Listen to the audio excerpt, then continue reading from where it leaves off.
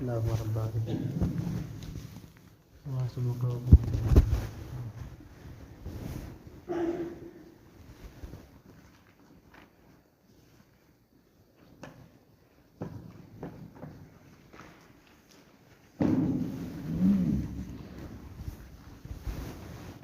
أعوذ بالله من الشيطان الرجيم بسم الله الرحمن الرحيم بئس ما اشتروا به أنفسهم أن يكفروا بما أنزل الله بغيا أن ينزل الله من فضله على من يشاء من عباده فباءوا بغضب على غضب وللكافرين عذاب مهين. سورة البقرة 90 نمبر آيات.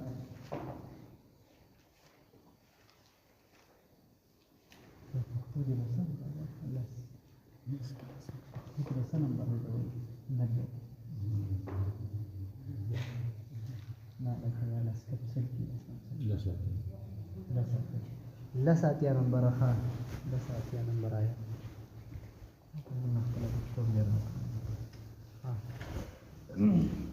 دا يهوديانو دا بل سازش او بل دوکا او داوی بغض حسد عناد هغه طرف ته رب کریم اشاره کوي چې نبی کریم صلی الله علیه وسلم مبارک کله دنیا ته تشریف راوړو نو يهوديانو درې غلطیانې وکړې.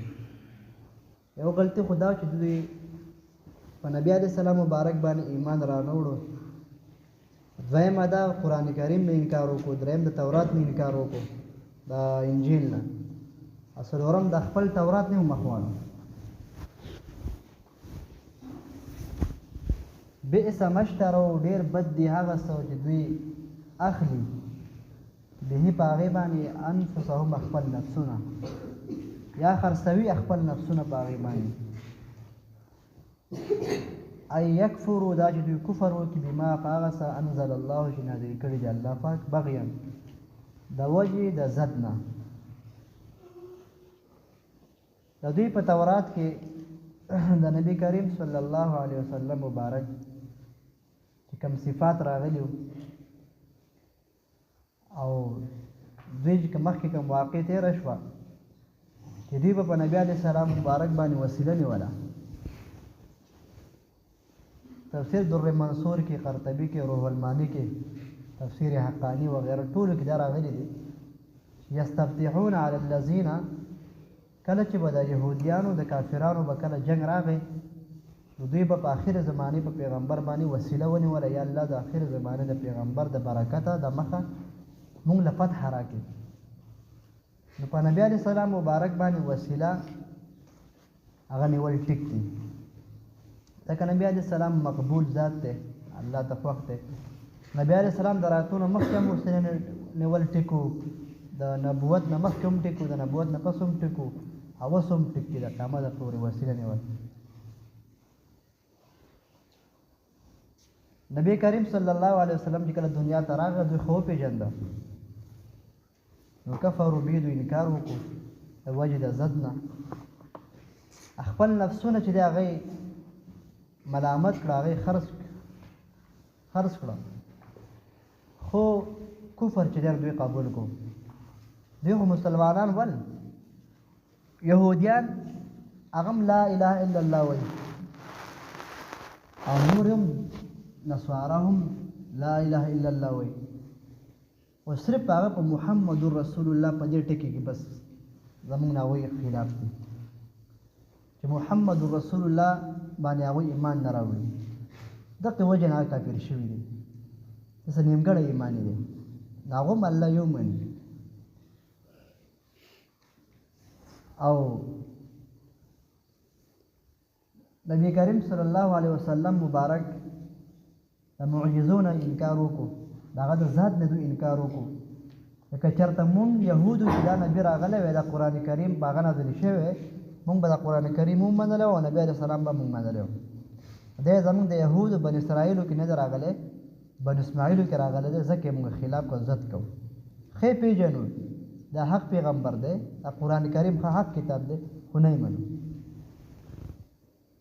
او خپل تورات چې دی نو هغه منو نو دوی مخې ته راځي من فضل الله پاک وایي زه چې څوک په خپل فضل باندې مقرروم په چا باندې زه وحي نازلوم خو زما خوښه ده زه په خپلو بندګانو کې څوک هم چڼکوم څوک هم خپل خلیفه جوړوم په ځمکه پیغمبر لېږم او زما خوښه ده باقي د چا څه کار دی من فضله په خپل فضل سره علامه یشاء چا دپاره چې وغواړم من عباد خپلو بندګانو نه هغه به بنو اسماعیلو کې او که به بنو اسحاقو کې او که په بل قوم کې وي خو زما خوښه ده الله وایي دوی که د یهودو څه کار دی نو یهودو به دغه ټک کوو چې نبي علیه السلام په مونږ کې نه دی راغلی ځکه مونږ نه منو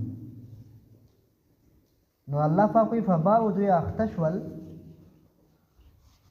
بغضب علی غضب په یو غضب له پاسه په بل غضب کې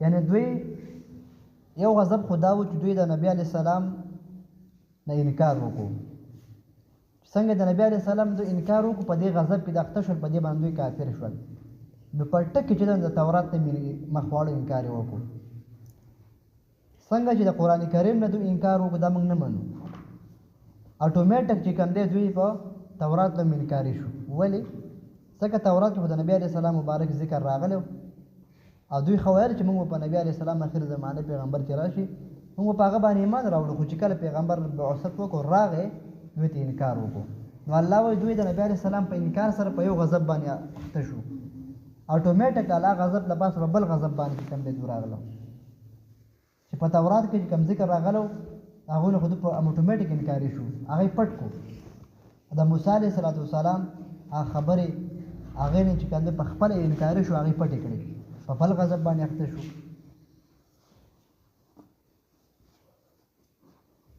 او تورات کې چې کوم د نبی علیه السلام مبارک کوم ذکر راغلی و دا به دوی چې کوم دی ښه بیانو ښه به بیانو او دا ښه تذکیرې به یې کولې چې نبی علیه السلام مبارک کله دنیا ته راغی دوی هغه خبرې پټې کړې او انکار یې وکړو نو الله فرمایي وللکافرین عذاب مهین لپاره د کافرانو عذاب د رسوایۍ دی مهین هغه عذاب ته وایي چې په هغه کې رسوایي وي شرمندګي وي او دا خاص د کافرانو دپاره دی ځکه چې جهنم ته به ګناهګاران مسلمانان هم ځي خو ګناهګاران مسلمانان به جهنم ته د رسوایۍ دپاره نه ځي عذاب د پاره بزي عذاب بسکی خو رسوایی به نه خوري رسوایی به چې دی نه وي ذلیله کېږي به نه مهین لفظ د کافرانو سره خاصه ځکه چې کافر د جهنم ته ځي دی د رسوایۍ دپاره ځي او ګناهګار مسلمان چې جهنم ته ځي دی د پاکۍ دپاره ځي چې الله دې هلته پاک کړي د چې څومره ګناه کړی د هغې په ذریعه د هغې په مقدار باندې الله دې جهنم کې وسوځي چې کله دې پاک شي بیا راوخیږي جنت دې داخل کړي زموږ د اهل سنت والجماعت عقیده ده چې یو کس هغه په دنیا کې تش ایمان راوړی بس نور ټکي عمل هم نه یې کړی صرف ایمان یې قدر راوړی د ده په زړه کې ذره برابر ایمان چې الله یو دی محمد صلی الله علیه وسلم د الله پیغمبر دی نو دی به الله پاک جهنم ته لیږي که الله وغواړي خو چې الله کله وغواړي دی به جهنم نه واپس راوباسي جنت ته به داخلوي دا زموږ عقیده ده اوس د بعضې ډلو معتزله یورپ کې چې کوم خلک پاتې کېږي یا مسقط کې هغوی زموږ سره په دریو خبرو کې خلاف کوي یو په دې خبره کې زموږ سره اختلاف کوي چې کلام الله قرآن کریم دا د الله مخلوق دی او موږ وایو نه دا د الله پاک صفت دی دا د الله خبرې دي صفت دی مخلوق نه دی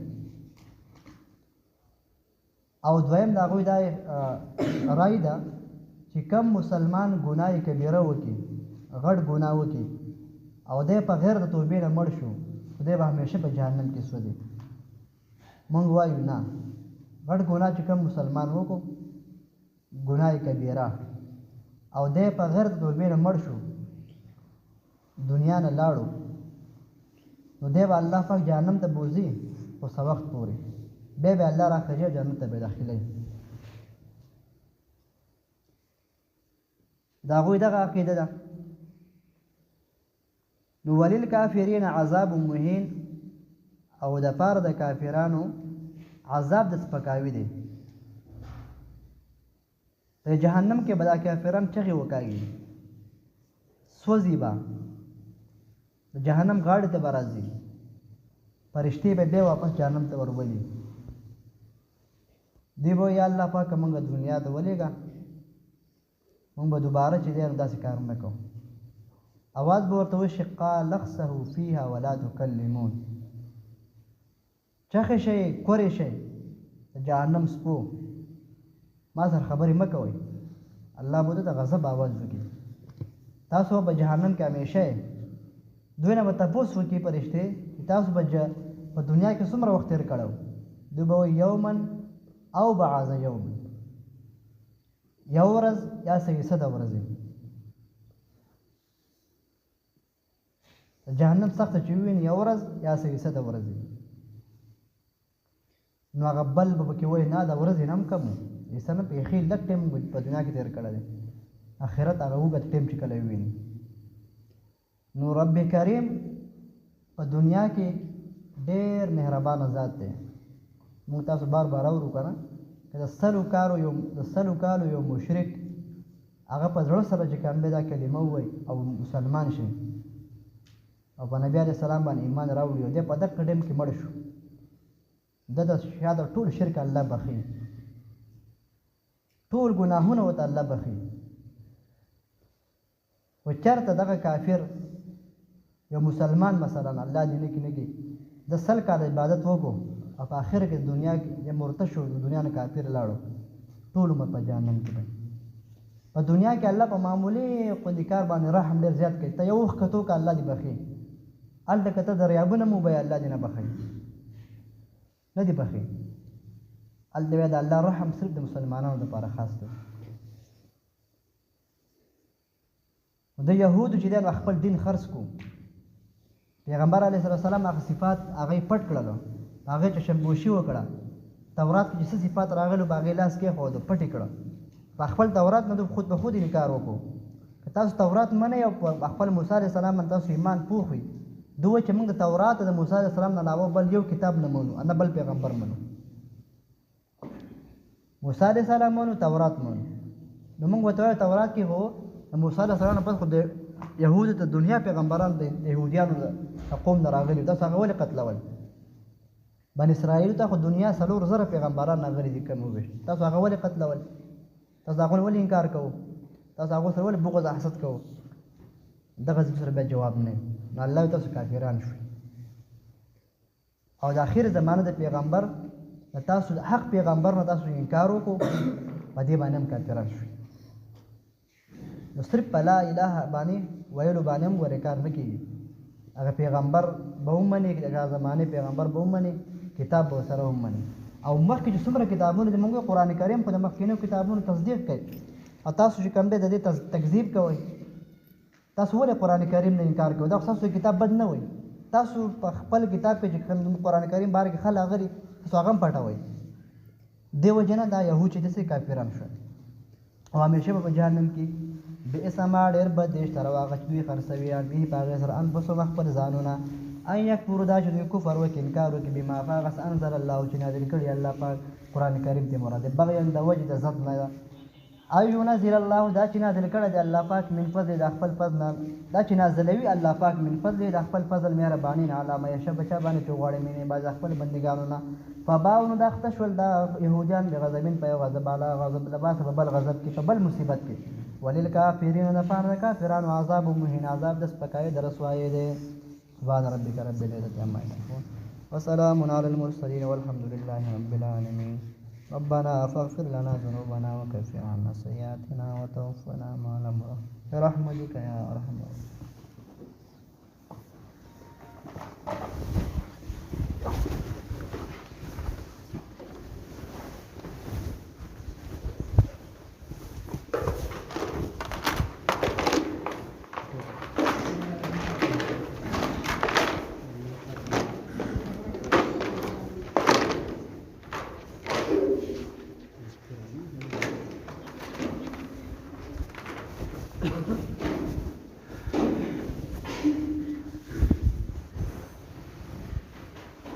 الله أكبر الله أكبر الله أكبر الله أكبر لا إله إلا الله أشهد أن لا إله إلا الله أشهد أن محمدا رسول الله حي على الصلاة حي على الصلاة حي على الصلاة حي على الفلاح قد قامت الصلاة قد قامت الصلاة الله أكبر الله أكبر لا إله إلا الله الله أكبر.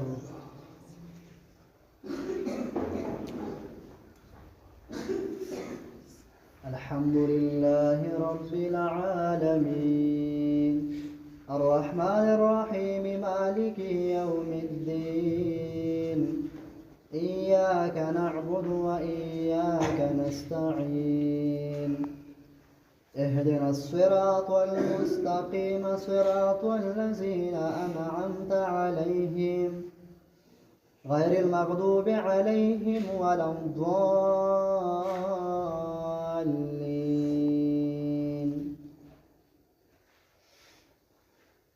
إذا السماء انفطرت وإذا الكواكب انتثرت وإذا البحار فجرت وإذا القبور بعثرت علمت نفس ما قدمت وأخرت. يا أيها الإنسان ما غرك بربك الكريم. الله أكبر.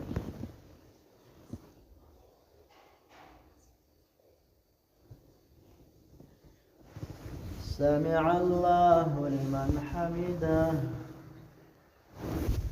الله أكبر.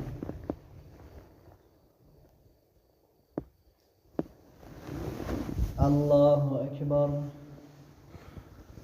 الله أكبر.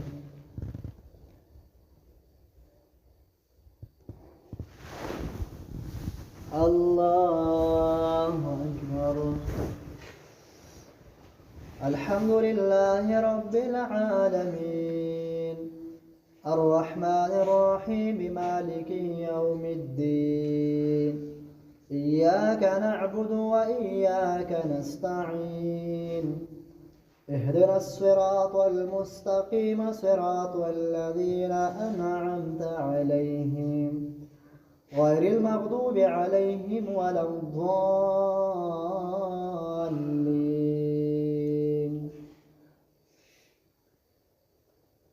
قل أعوذ برب الفلق من شر ما خلق ومن شر غاسق إذا وقب ومن شر النفاثات في العقد ومن شر حاسد إذا حسد. الله أكبر.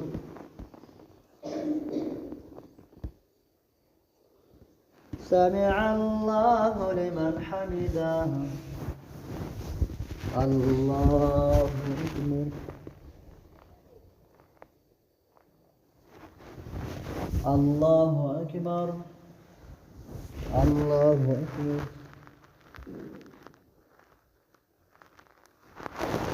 الله أكبر.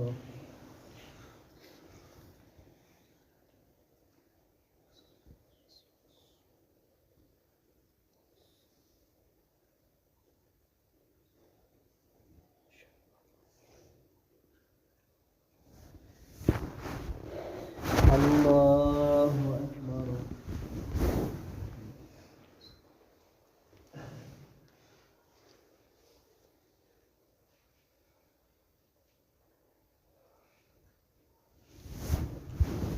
الله أكبر. سمع الله لمن حمده. الله أكبر. الله أكبر. الله أكبر.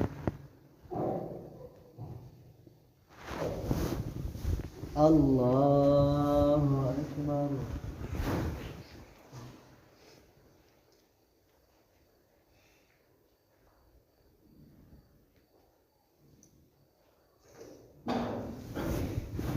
الله أكبر. سمع الله لمن حمده. الله أكبر. الله أكبر. الله أكبر.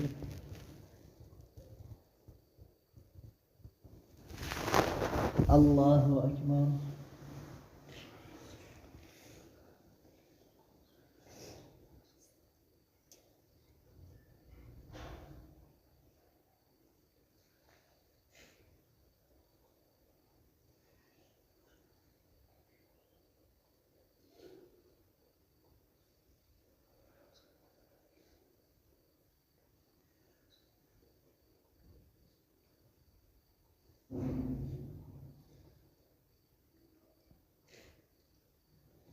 السلام عليكم ورحمة الله. السلام عليكم ورحمة الله.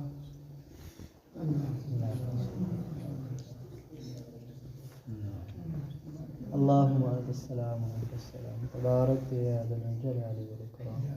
اللهم أعنا على ذكرك وشكرك وحسن عبادتك ورحمتك. اللهم